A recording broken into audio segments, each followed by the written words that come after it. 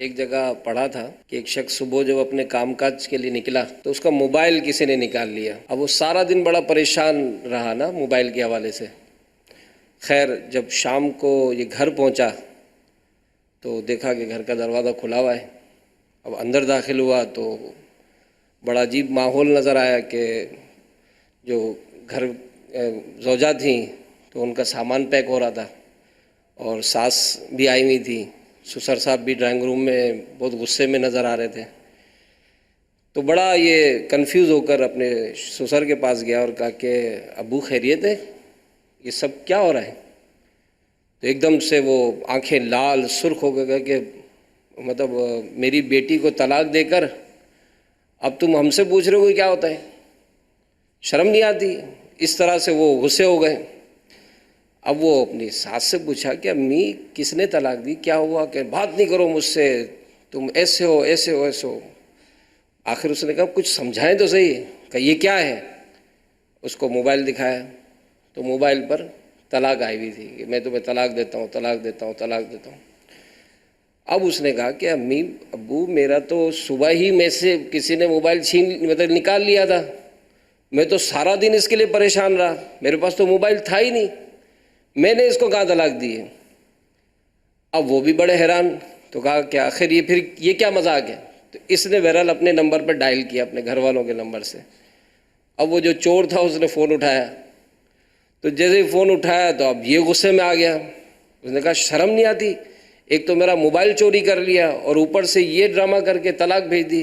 तो चोर जो था उसने कहा भाई सुन, सुबह से तुम्हारी बीवी ने परेशान कर रखा था, कहाँ हो, क्या कर रहे हो, ये लेके आना वो लेके आना। अब मैं तो इसको सुन सुन के पढ़ पढ़ के थक गया। आखिर मेरे कहा जा तुझे मैं तलाक देता हूँ, तलाक दे तलाक। तो ये जो माहौल बनता है ना घर का,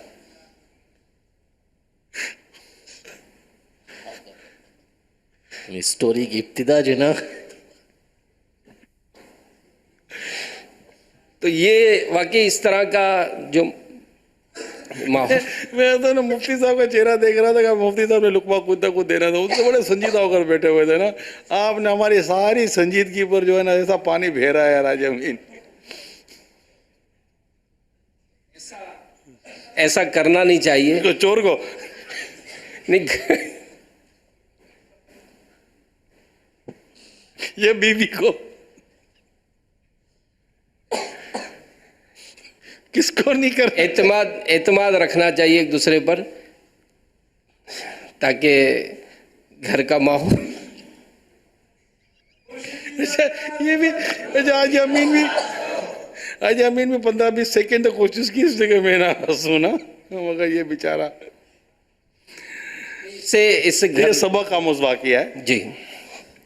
इसमें गलतफहमी कैसे पैदा होती ये भी कहा गया, ये भी समझाया गया, और फिर दूसरे लफ्ज़ों में जो चोर ने कहा है ना वो भी समझा ही गया है कि ऐसा मतलब जब चोर का दिमाग खराब हो गया जिसने एक दिन मोबाइल रखा था, जो शोर का हाल क्या होता होगा जिसके पास रोज़ मोबाइल होता होगा। मतलब शोर साबिर हुआ ना, शोर साबिर हुआ। मैं तो समझता हूँ कि इसके पीछे एक सबक है। बिल्कुल बिल्कुल सबक आमोज़, ये एक अगरचे फ़र्जी हिकायत होगी मगर सबक आमोज़ है, और इसमें बदगुमानी और कंफर्मेशन की भी इसमें एक सबक मिलता है कि यार कंफर्मेशन कर लो कि ये क्या कर, यानी कि बैठे बैठे कैसे लिख कर दे देगा यार, तो कंफर्मेशन कर लें कि ये सारी चीज़ें। अब वो चलो, लेकिन औरतों को भी समझा दिया ना। अल्लाह ताला खैर फरमाए।